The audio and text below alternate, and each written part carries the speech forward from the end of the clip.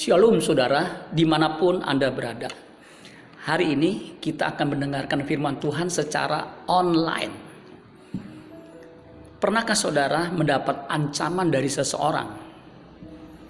Ancaman yang berupa pembunuhan, ancaman dari orang jahat. Tentu menakutkan, bukan? Saat ini di seluruh dunia, termasuk di Indonesia, kita menghadapi wabah pandemik virus corona COVID-19 yang menjadi ancaman bagi kita semua. Tahukah saudara, ada ancaman yang lebih mengerikan dari sekedar virus corona. Apakah itu? Nah, mari kita dengarkan firman Tuhan. Keluaran pasal 33 ayat 3 dan 4. Saya akan bacakan buat kita semua. Keluaran 33 ayat 3. Yakni ke suatu negeri yang berlimpah-limpah susu dan madu. Sebab aku tidak akan berjalan di tengah-tengahmu, karena engkau ini bangsa yang tegar tengkuk, supaya aku jangan membinasakan engkau di jalan. Ketika bangsa itu mendengar ancaman yang mengerikan ini, berkabunglah mereka, dan seorang pun tidak ada yang memakai perhiasannya. Menurut saya ini ancaman yang mengerikan, yang kita harus waspadai dan kita harus bergetar mendengar ancaman itu. Karena bangsa Israel sampai berkabung ketika mendengar ancaman dari Tuhan itu. Alkitab menyebutnya sebagai ancaman yang mengerikan atau ancaman yang menakutkan. Mereka sampai berkabung, yang ditandai dengan tidak memakai perhiasan. Tuhan tidak mau menyertai bangsa Israel lagi, atau Tuhan tidak mau berjalan di tengah-tengah bangsa Israel. Itulah ancaman yang mengerikan bagi bangsa Israel. Ancaman yang mengerikan, bahasa Inggrisnya misery threaten atau evil threaten.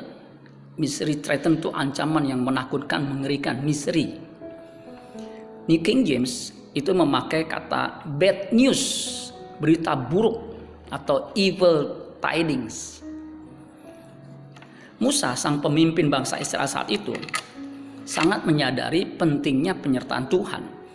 Itu dicatat di pasal yang sama, Keluaran pasal 33 ayat 14. Dikatakan begini. Lalu ia berfirman, aku sendiri hendak membimbing engkau dan memberikan ketenteraman kepadamu. Berkatalah Musa kepadanya, jika engkau sendiri tidak membimbing kami, janganlah suruh kami berangkat dari sini.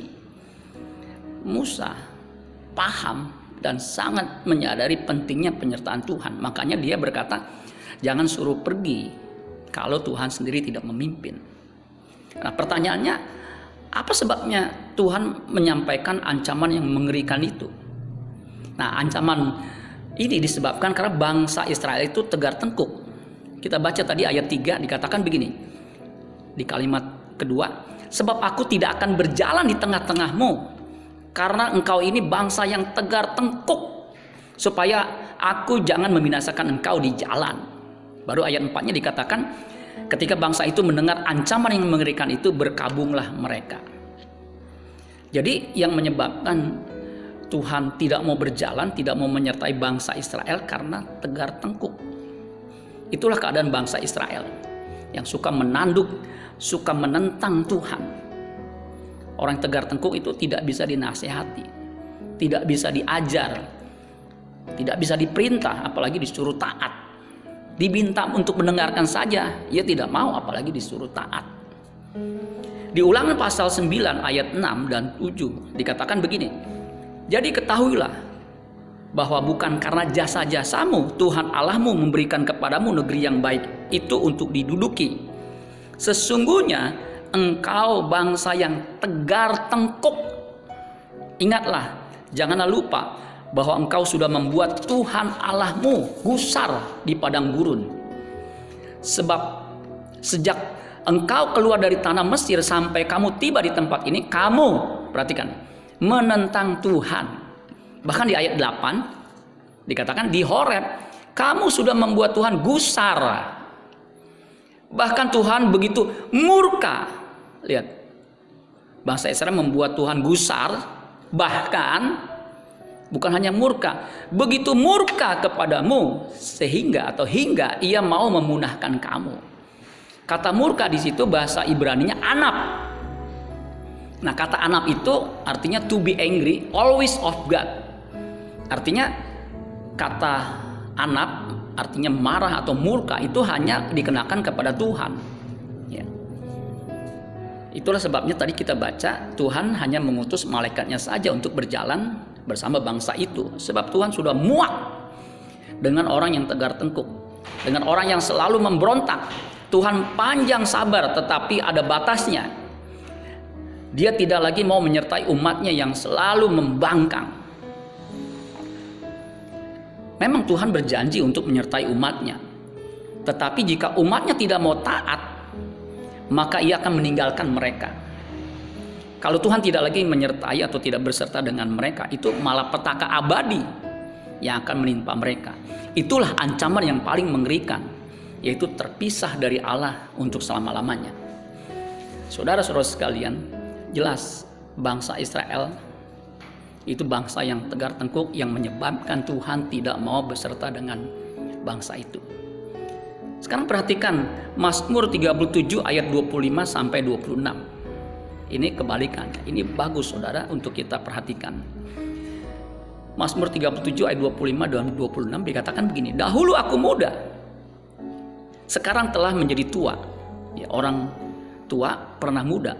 Orang muda belum tentu bisa tua. Dahulu aku muda, sekarang telah menjadi tua, tetapi tidak pernah kulihat orang benar ditinggalkan atau anak cucunya meminta-minta roti. Tiap hari ia menaruh belas kasihan dan memberi pinjaman, dan anak cucunya menjadi berkat. Nah, kata ditinggalkan itu saudara di ayat 25 itu dari bahasa Ibraninya azab. Kalau saudara mendengar kata azab, itu kan sesuatu yang mengerikan. Itu diterjemahkan ditinggalkan. Kalau bahasa Inggrisnya to let alone, to neglect, dilalaikan atau dilupakan, disia-siakan. To forsake, ditinggalkan. Nah saudara, menurut kamus bahasa Indonesia kata azab, jadi azab itu jadi bahasa Indonesia, itu artinya siksa Tuhan yang diganjarkan kepada manusia yang melanggar larangannya. Azab juga artinya sengsara. Azab juga artinya penderitaan, hukuman, siksaan. Jadi sebenarnya saudara, ya, ketika ditinggalkan Tuhan itu sebenarnya azab. Nah, orang benar itu nggak ditinggalkan. Nah, kalau kita lihat di Perjanjian Baru ada ayat yang menurut saya perlu kita perhatikan. Di 2 Tesalonika 1 ayat 9 dikatakan begini. Mereka ini akan menjalani hukuman kebinasaan selama-lamanya, dijauhkan dari hadirat Tuhan dan dari kemuliaan kekuatannya. Nah, kalau saudara lihat di situ, hukuman kebinasaan selama-lamanya, kemudian dilanjutkan dengan kalimat dijauhkan dari hadirat Tuhan. Artinya apa? Artinya dijauhkan dari hadirat Tuhan itu sama dengan kebinasaan selama-lamanya. Jadi azab yang sesungguhnya itu ketika Tuhan meninggalkan kita. Ketika kita ditinggalkan Tuhan, itulah azab yang sesungguhnya. Azab dari segala azab. Nah, di Mazmur 37 ayat 25, orang benar tidak akan kena azab. Orang benar tidak akan ditinggalkan. Bahkan orang benar itu sesungguhnya disertai Tuhan. Jadi asal kita mau taat kepadanya, dia berjanji menyertai kita. Ayat terakhir saudara, Yesaya 46 ayat 4. Sampai masa tuamu aku tetap dia, dan sampai masa putih rambutmu aku menggendong kamu. Aku telah melakukannya. Ini Tuhan yang ngomong. Dan mau menanggung kamu terus. Aku mau memikul kamu dan menyelamatkan kamu. Itu jelas. Ini luar biasa ya. Janji Tuhan kepada umatnya yang mau taat, yang mau hidup benar. Dikatakan sampai masa putih rambutmu aku menggendong kamu. Ya.